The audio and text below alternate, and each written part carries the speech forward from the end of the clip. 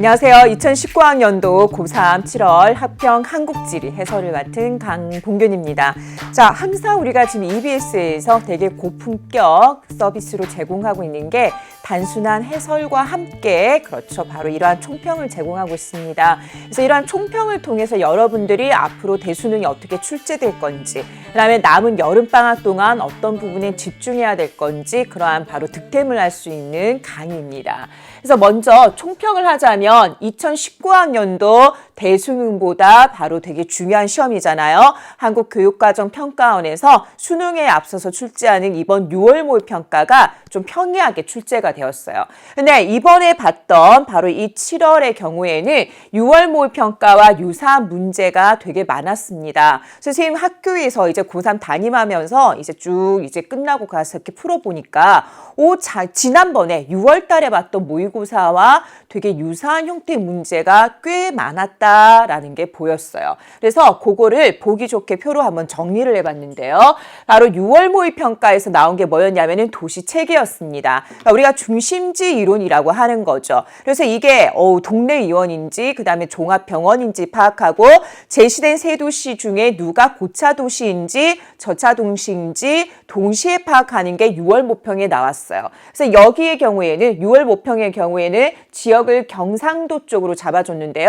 이번 7월 전국연합 8번 문제의 경우는 지역만 충청권으로 바뀌었을 뿐이고 또 의원이 학교로 바뀌었을 뿐이고 거의 유사한 형태로 출제가 되었습니다.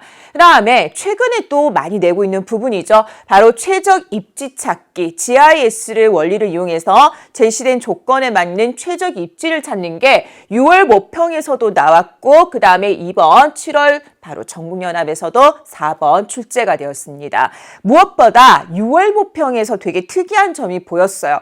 보통 지형의 경우는 지도를 가지고 출제를 합니다. 사진으로 제시했을 때에는 학생들이 가끔 사진이 안 보여서 못 풀었다 이럴 수 있기 때문에 사진을 제시하는 경우는 극히 드물었어요. 그런데 바로 6월 모평가에서 사진을 제시한 게 무려 몇 문제가 나왔냐 하면 2문제가 나왔거든요. 돌산과 흑산에다가 여러 가지 4개의 사진을 줬어요. 근데 이번 7월 전국연합 9번의 경우도 바로 돌산과 흑산과 화산지형을 포함해서 4개의 사진 제시. 그래서 문제 유형이 되게 똑같게 출제가 되었습니다. 그 다음에 보통 우리가 이제 도시 내부 구조가 많이 나오잖아요. 근데 이번의 경우에는 6월 모평과 7월의 경우 모두 도시 재개발 자주 출제되지 않는 주제가 출제가 되었고요.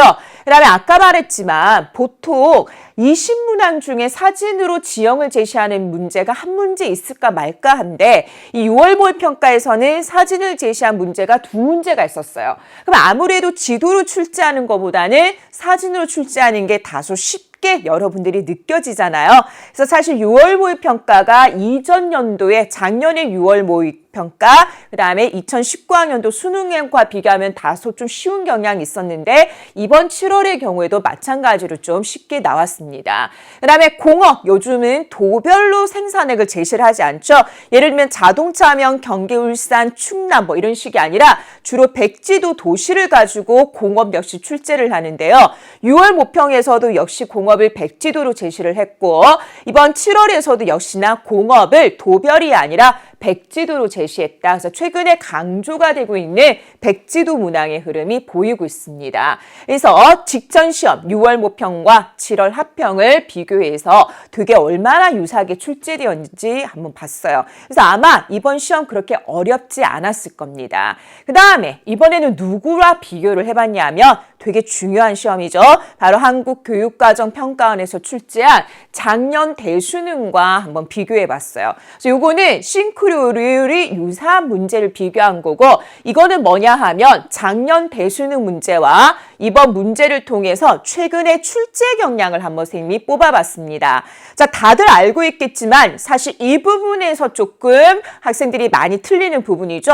어떤 학생은 나는 어차피 백지도가 투입되는 시간에 비해서 몇 문제 안 나온 것 같으니까 나는 포기하고 갈 거야 이런 학생들이 있어요. 근데 최근에는 한 문제가 나오는 게 아니라 대수능에서는 무려 3문제가 나올 만큼 최근에 필수 2-3문제가 나오기 때문에 백지도를 포기한다라는 거는 사실상 말이 안 되는 부분이에요. 그래서 이번 7월 합평에서도 백지도 여행기가 쉽게 나오긴 했지만 어쨌든 출제가 되었는데요. 아마 여러분들이 치르는 수능에서는 더 백지도 문제가 많이 나올 거라고 예상을 해주시면 됩니다. 그 다음에 최적 입지 지점 찾기 있죠. 바로 GIS 원리를 이용한 거예요. 그래서 작년 수능에서도 나왔고 바로 이번 그렇죠. 6월 모평에서도 나왔고 그 경향을 반영해서 바로 7월에서도 낸 만큼 이 부분을 강조해서 보시면 됩니다. 그 다음에 농업은 선생님이 수능 개념, 수능 특강, 수능 완성에서도 계속 강조하고 있지만요. 최근에 도별 농업 특색을 되게 어렵게 내요. 그래서 바로 이 2019학년도 대수능 이 문제가요. 상당히 어렵게 출제되었어요. 물론 이거는 교육청에서 출제한 문제다 보니까 난이도는 되게 많이 떨어지는 형태로 나오긴 했으나 어쨌든 최근에 출제 경향 농업이 강조되고 있다는 거 보입니다. 그 다음에 보통 우리가 단원 20개의 문제 중에서 지구온난화를 내거나 또는 자연재해를 내잖아요. 근데 한참 지구온난화를 내다가 최근에는 어느 쪽에서 더 많이 출제가 되고 있냐 하면 지구온난화보다는 자연재해가 많이 출제가 되고 있고요. 그래서 이 대수능에서도 자연재해가 출제되었고 이번 합평에서도 역시나 자연재해가 출제가 되었습니다. 무엇보다 옛날의 대도시권이라고 하면은 비교적 평이하게 출제가 되었는데요. 요 2019학년도 대수능 8번 문제 한번 풀어보세요. 대도시권 최근에 출제 경향이 보여요. 다소 까다롭게 1기 신도시와 2기 신도시를 구분하는 형태로 어렵게 되는 게 최근에 출제 경향이고요. 이번에도 대도시권이 출제가 되긴 했으나 아무래도 그렇죠. 좀 난이도는 낮게 출제가 되었습니다. 자, 이렇게 해서 최근에 출제 경향 한번 살펴봤고요. 그 다음에 이제 요거 선생님이 이따가 요 강의 마치고요. 바로 7월 합평 이제 본 문제 해설이 들어갈 거예요. 그런데 눈여겨봐야 될 문제들이 있습니다. 결국 선생님이 이제 이러한 것들을 통해서 공부 방법을 말하게 되는데요.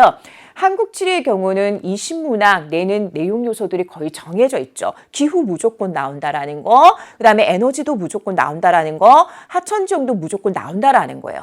그래서 이 교통수단도 해마다 꼭꼭 출제되는 건 아니지만 주요 핵심 출제 요소에 해당합니다. 근데 한국지리는 결국에 개념을 튼튼하게 해놔야 되는 이유가 항상 나오는 내용 요소는 똑같지만 뭐가 바뀌냐 하면 자료가 바뀌게 돼요. 근데 내가 개념을 완벽하게 해놓지 않은 상태가 되면 참신한 자료를 줬을 때 그 자료를 읽어내는 능력이 없다라는 겁니다. 그래서 모든 사회탁구 선생님들이 마지막 순간까지도 개념을 계속 말하는 이유가 바로 자료가 그렇죠. 새로운 자료가 들어오기 때문에 개념이 튼튼해야만 그게 보여요. 그래서 이거는 교통수단 문제였는데 좀 특이하게 냈죠. 바로 전국 1일 평균 통행자. 우리가 보던 전국이니까 국내가 되는 거죠. 국제가 아니라. 그 다음에 통행자니까 화물이 아니죠. 여객이에요. 우리가 순위 분담률을 외워놨잖아요. 바로 도로, 그 다음 2위가 철도, 지하철 합쳐서 가고 그 다음에 항공이고 해운이다. 근데 이 문제의 경우에는 거리를 이렇게 나눠놨고요. 그 다음에 시간도 나눠놨어요. 근데 항상 큰 흐름을 이렇게 보면은 거리를 다 합쳐서 결국에는 라를 보세요. 단거리나 장거리나 가장 많이 이용한 게 라구나 이런 식으로 개념이 튼실해야만 참신한 자료를 읽을 수가 있습니다. 자, 또 하나의 고난도 문항이 바로 뭐였냐 하면요. 15번 문제였어요. 그러니까 최근 3개년간 기출을 풀어야 하는 이유를 쌤이 이 문제를 통해서 말할 수 있는데요. 보통 전통적으로 우리가 1차 에너지라고 했을 때에는 소비량 비중이 주로 나왔어요. 그 다음에 전체 연도별로 제시를 했는데 최근 3개년간의 출제 경향을 보면요. 바로 1차 에너지 공급 구조라고 해서 근데 그거를 전국 거를 주는 게 아니라 이런 식으로 지역을 제시를 해서 해당 지역이 지도에 있는 어느 지역인지 맞춤과 동시에 하나를 더 해야 되는 거죠. 제시되어 있는 에너지가 어느 에너지인가지 맞추게 하면서 무려 2개의 경우를 지역, 그 다음에 어느 에너지인지 맞추는 최고 난도로 출제되고 있는 게 바로 이 1차 에너지입니다. 그래서 이번 7월 합평에도 이전에 출제되었던 수능이라든가 모평과 비교하면 다소 쉽긴 하지만 최근에 이러한 것들이 출제되는 거를 뭐를 통해서 파악을 해야 되냐면 바로 기출이에요. 그래서 적어도 꼭 해야 되는 게 개념과 함께 시간이 없다면 최근 5개년까지는 아니더라도 3개년간의 6월 모평, 9월 모평, 대수능 문제는 꼭 풀고 가셔야 됩니다. 자, 그 다음 문제가 뭐였냐 하면요. 바로 20번이었죠. 여러분들이 가장 힘들어하는 부분이 바로 뭐냐 하면은 인구입니다.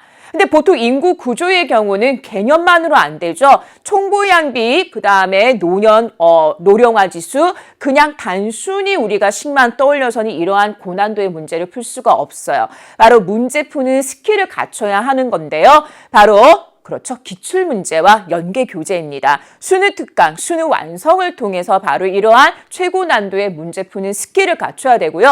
혹시 이런 학생들 많을 거예요. 그래서 EBS에서 11년째 강의를 하는데 대부분이 용두사미가 되어서 수능 특강은 잘 풀다가 뭐 연계돼봤자 많이 되겠어 하면서 수능 완성 잘 안 풀어요. 그런데 이번 연도에 출제된 수능 완성 선생님이 계속 강의하면서도 말하지만 오히려 수능 특강보다 수능 완성에 더 고품격 문제들, 그 다음에 되게 스킬을 갖출 수 있게 해주는 좋은 문제들이 많은 만큼요. 절대적으로 수능 완성까지는 풀고 바로 수능에 임하셔야 한다라는 겁니다. 그래서 이런 문제보다 훨씬 더 좋은 문제가 수능 완성에 있는 만큼 연계교재 꼭 풀어주시고요. 이제 마지막입니다. 총평. 여러분들이 원하는 게 이거잖아요. 자, 7월 성적 나쁘다, 좋다. 이제 그런 것도요. 마음에 담아둘 그런 부분이 안 돼요. 내가 이제 심리적으로도 안정적으로 가면서요. 수능까지 쭉 편안한 마음으로 갖고 가셔야 됩니다. 그래서 너무 점수에 연연히 하지 마시고요. 무엇보다 우리 9월 모평도 있고 우리의 목표인 수능이 있잖아요. 그래서 중하위권 학생들은 자 이제 조금 등급을 나눠서 가야 돼요. 중하위권 학생들이 아까와 같은 이런 고난도 문제를 매달리는 거는 좀 효율성이 떨어질 수 있어요. 그래서 오히려 해마다 내는 핵심 개념이 있죠. 무조건 내는 하천이라든가 해안이라든가 공업, 도시 내부 구조와 같은 것들에 조금 더 많은 시간을 쏟는 게 맞습니다. 그 다음에 개념을 계속 익혀야겠죠. 왜? 중하위권 경우에는 아직도 개념이 부족하니까. 근데 내가 상위권이다. 내가 이제 수능 최저를 맞추기 위해서 이제 3등급 나와서는 안 된다. 보통 수능 최저는 상위권들 보통 사탐 2과목 중에 하나는 안정적으로 1등급이 나와야 되잖아요. 그럴 때 필요한 게 바로 뭐냐? 이제 1등급에서는 개념만 갖춰서는 안 된다라는 거죠. 기후 그래프, 그 다음에 인구 구조, 고난도로 출제가 되는 지역 추론의 경우는 문제를 푸는 스킬을 갖춰야 되는 건데요. 선생님 EBS 경력 오래된 만큼 선생님을 믿고 수능 완성. 근데 선생님 또 야심차게 준비한 게 바로 약정 공략 한국지리 강의입니다. 30분짜리 10강으로 진행이 되어서요. 상위권 학생들 시간 뺏지 않고 선생님이 11년의 모든 노하우를 이번에 약정 공략에서 한번 쏟아볼까 생각하고 있습니다. 그 강의는 이러한 것들을 위주로 진행이 되니까 필수로 꼭 듣고 수능을 봐주시기 바랍니다. 그럼 수능 볼 때 아마 소름 돋을 만큼 야 이렇게 푸는 거구나 하면서 풀 수 있을 것 같아요. 자, 이렇게 해서 총평 마치고요. 선생님은 이제 바로 7월 한국지리 해설에서 뵙겠습니다. 수고 많으셨습니다.